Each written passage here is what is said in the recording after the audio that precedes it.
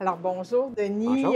Ça me fait plaisir d'être avec toi aujourd'hui, surtout qu'on se voit, puis c'est super le fun parce que tu reçois le titre de Fellow de l'Institut qui t'est octroyé par tes pairs, par tes collègues, pour souligner ta contribution vraiment exceptionnelle au développement, à l'évolution puis au rayonnement de la profession de planificateur financier. Donc, félicitations dans un Merci premier beaucoup. temps. Très apprécié. Je regardais ton parcours, Denis. Tu as un parcours, tu as évolué tout au cours de ces années-là. Tu n'es pas arrivé à la planification financière tout de suite. Tu es même allé chercher un titre comptable plus tard aussi au courant de ta carrière. Tu as beaucoup enseigné. La profession de planification financière, si tu pouvais décrire ça en 3 mots, ce serait quoi ces 3 mots-là? Vision d'ensemble et intégration. OK. C'est une des rares professions, un peu comme un médecin généraliste, qui va prendre l'ensemble de la situation du client ou l'ensemble de la santé, si on peut faire de la personne, Mhm. et qui va essayer d'intégrer et de faire en sorte que améliorer la santé financière. Financière, ben oui. Puis c'est un peu comme un coach. Mhm. Un coach, ça fait fonctionner les différentes parties de son équipe. Euh, Puis parfois, même des joueurs un petit peu trop talentueux qui veulent jouer individuellement, bien ça va à l'encontre de la planification financière. Faut vraiment que quand on remet un plan où on veut aider quelqu'un, il faut que ça marche au niveau fiscal, légal. Première des choses, il faut que ça marche au niveau légal. Moi, je ne Ben suis pas oui. juriste, mais j'ai appris ça à travailler avec des juristes. Il faut que ça marche au niveau financier, Mhm. que ça marche au niveau fiscal. Mhm. Il faut que ça marche aussi au niveau humain. Mhm. Ça, Ah. j'ai appris ça tardivement, malheureusement, ça OK. fait, oui, etc. Fait que c'est vraiment la vision d'ensemble puis l'intégration. C'est la valeur ajoutée qu'on a. Dans tout ton parcours, tu as beaucoup enseigné, tu as Oui. beaucoup partagé tes connaissances. Mais quand on entend parler de Denis Preston, c'est sûr que ça vient avec la psychologie, le côté humain. Là. Tu l'as dit, tu l'as peut-être découvert plus tard. Dans le fond, les finances comportementales, vraiment, c'est ta marque. Qu'est-ce qui a fait effectivement que tu as amené ça puis que tu as commencé à dire la planification financière, c'est beaucoup plus que des compétences techniques. C'est ça, mais il y a un autre gros morceau et c'est l'approche humaine. Deux raisons. OK. Les clients, OK? qui te font réaliser que Ouais. c'est pas à part de parler avec un ingénieur qui veut vous faire trancher les choses, etc. Donc, les gens sont d'abord des humains. Et deuxièmement, personnellement, ce que je m'ai rapidement rendu compte, c'était ma faiblesse. OK? Je suis quelqu'un qui est relativement bon en chiffres, Hum. en mathématiques. Je- donc, ce côté-là, le côté technique était facile pour moi. OK. Quand j'ai commencé, je ne comprenais pas que les clients ne comprenaient pas ce que je voulais lui dire ou lui expliquer. Fait que j'ai compris rapidement. Ça a pris un peu de temps, mais ça m'a pris un certain temps à comprendre que le problème, ce n'était pas le client qui ne comprenait pas. C'est moi qui n'avais pas la bonne façon de lui faire comprendre ou de réaliser sa situation. Les clients sont intelligents, mais ils n'ont pas les mêmes connaissances. Puis ils ne recherchent pas nécessairement des connaissances techniques. Pas ça qu'ils veulent, etc. Ils ne veulent pas devenir comptable, ils ne veulent pas devenir conseiller en placement, assureur. Ils veulent avoir des solutions à leurs problèmes. Fait que pour moi, c'était ma faiblesse, la communication. Et donc, il y a des gens qui réagissent en investissant beaucoup dans leur force. Puis je dirais, les professionnels, les joueurs de hockey, ils doivent investir dans leur force. Mais moi, j'ai décidé que, c'est ma faiblesse, il faut que j'investisse là-dedans, c'est là qu'il faut que je m'améliore. OK. Et là, je m'ai rendu compte que je n'étais pas le seul en planification financière ou en finance qui était très matheux, très concentré sur les chiffres. Et là, moi, je m'étais intéressé à ça. Fait que, je m'étais aperçu. Et là, ça a donné un coup de main, je dirais, j'espère, en tout cas, à certains clients. J'ai mieux expliqué. J'ai vu comment ça changeait leur comportement et comment ça leur aidait à réaliser leur objectif. Qui est le but, dans le fond, pourquoi le planificateur financier, la planificatrice financière fait tout ça, c'est pour que les clients atteignent leurs objectifs. Tu as beaucoup enseigné, tu en as vu, là, toi, passer à travers les années des nouveaux planificateurs financiers, des nouveaux PLFIN. Qu'est-ce qui fait un bon planificateur financier? Là? C'est quoi le type de comportement, de compétences qu'il met de l'avant? C'est plus une compétence OK. compétence humaine OK. de comportement. Là. Je ne sais pas si je m'exprime bien, mais c'est pas les connaissances techniques. OK. Je suis peut-être reconnu pour peut-être beaucoup de connaissances techniques. Je pense que c'est d'abord, avant tout, la volonté d'aider son client. Hum. Les produits, les solutions, ça vient par la suite. Hum. Puis ça, les compagnies sont là pour trouver des solutions, même parfois à des problèmes qui n'existent pas. Fait on a même trop de solutions. Mais c'est vraiment vouloir aider son client. Et en plus, on est payé pour ça.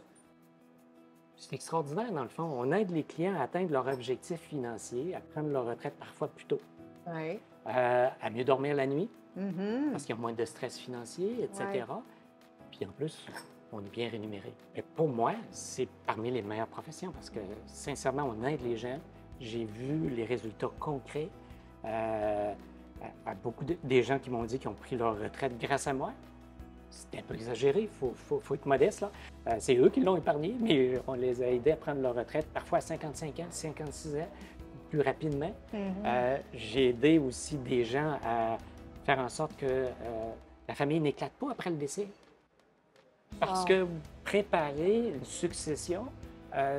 Moi, j'ai le côté humain, il faut que je fasse attention parce que je vais devenir émotif, Mhm. mais je me rappellerai toujours qu'un de mes clients est venu me voir, puis il m'a dit tu vas t'occuper de ma femme.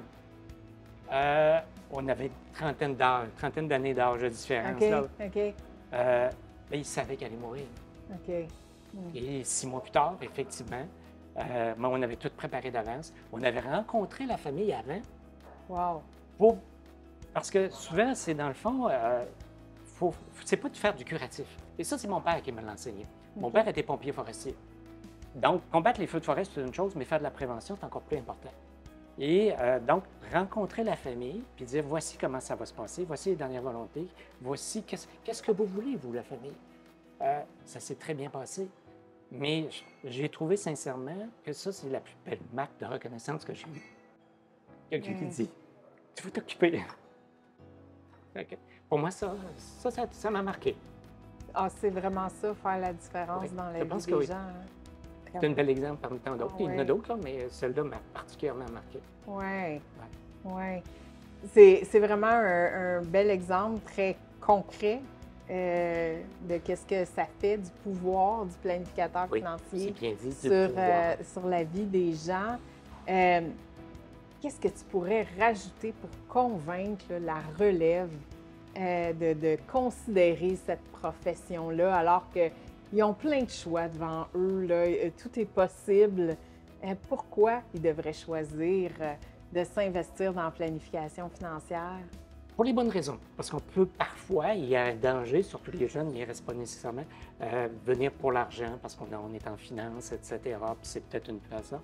Mais si on veut être là à long terme, c'est de penser qu'on a des clients et non des ventes à faire. Les produits d'assurance, tous les gens ont ça comme accessible. Les produits de placement aussi. Qu'est-ce qui fait la différence? C'est que le client nous achète, dans le fond. Et il nous achète pourquoi? Parce qu'il nous fait confiance. Il sait qu'on va être un bon coach pour lui. Puis parfois, comme n'importe quel entraîneur, etc., pour éviter l'anglicisme, on va lui dire non, non, c'est pas la bonne chose. Là. Gentiment, poliment, mais on va, si on veut vraiment, si les planificateurs, les gens qui veulent s'intéresser à cette profession-là, s'ils veulent faire avoir un impact dans la vie de certaines personnes, c'est la bonne profession à avoir. Aujourd'hui, là, si tu pouvais parler à Denis Preston au début de sa carrière, qu'est-ce que tu lui dirais à ce Denis-là? Peut-être je vais reprendre ce que j'ai dit tantôt, mais d'une façon différemment. Ce que les gens, une famille recherche ou un individu recherche, c'est une relation en planification financière. C'est pas une vente. Et ça m'a pris un certain temps et c'est le hasard qui m'a amené. Des fois, c'est le hasard qui est une chose. Je me rappelle qu'à l'époque, j'ai commencé en assurance. Après ça, j'ai travaillé dans une banque, compagnie de fiducie. À l'époque, c'était cloisonné, des années 80. Là. Ouais. Ça fait longtemps, 85 à 90, fait les différents piliers.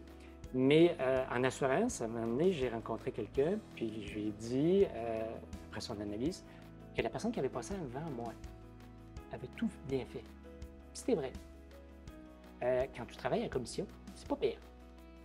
J'ai dit, écoute, là, t'es beau, parfait. Puis je m'ai même permis de dire, écoute, après, parce que je travaillais déjà toujours à 2 réunions. C'est cueillette de données, analyse, puis après ça, les recommandations. Lui dire, ben écoute, pour toi, c'est payant parce que quand tu ne casses pas la tête, tu es bien parti. Tu es un bon conseiller, continue. Mais c'est pas payant pour moi. Il m'a répondu la chose suivante, ça va être payant pour toi. J'ai pas compris, je suis retourné chez moi. C'était le soir, à l'époque, on rencontrait les clients après leur travail. Il a été tellement payant. Il m'a référé tellement de personnes. J'avais pas fait de vente cette soirée-là, mais j'avais acquis la confiance de quelqu'un. Et lui a rendu pour moi. En assurance, en placement, les gens achètent. Ce que j'oserais dire à Denis, il y a 40 ans, déjà, ou presque 38 ans, déjà passé, la planification financière, c'est comme l'agriculture. Tu sèmes au printemps, tu récoltes à l'automne. Des fois, ça prend du temps, mais tu as toute une récolte. Et les gens, quand ils voient que tu veux leur bien-être, je vais pas essayer de vendre un produit par-dessus d'autres. C'est ça qu'ils veulent. Oui. Ils ont vu ta grande intégrité là-dedans. Si on peut appeler ça ainsi, oui, peut-être. Oui. Oui. Mais j'ai pas encore une fois, c'est mon père qui m'a enseigné ça. Je sais pas. Un sage homme. Probablement, un sage homme. Beaucoup plus que moi. Denis, ton parcours, effectivement, t'a fait beaucoup de choses, t'a fait évoluer la profession. Maintenant que tu regardes ça là, dans le contexte actuel, peut-être avec les technologies qui sont de plus en plus présentes puis qui se développent, ce serait quoi ton souhait pour la profession, pour le futur? De ne jamais oublier que la technologie, c'est un outil, c'est un moyen. Et ce qui est important, c'est les objectifs des clients. Et le client, il ne fera pas faire sa planification exclusivement. Il va peut-être aller voir sur Internet pour voir des choses, mais après ça, il va avoir quelqu'un qui le comprend. L'être humain est un être, un animal grégaire qui vit avec l'autre. C'est pas juste la technologie. Jamais oublier que tous les produits qu'on a, toute la technologie qu'on a, ne remplacera jamais le contact humain. Puis toujours se concentrer. Qu'est-ce qu'il veut, le client? Qu'est-ce qui va le rendre heureux? Bien, merci beaucoup, Denis. Merci, pour tout ton travail pendant ton parcours, tout ce que tu as fait pour plein de PLFin.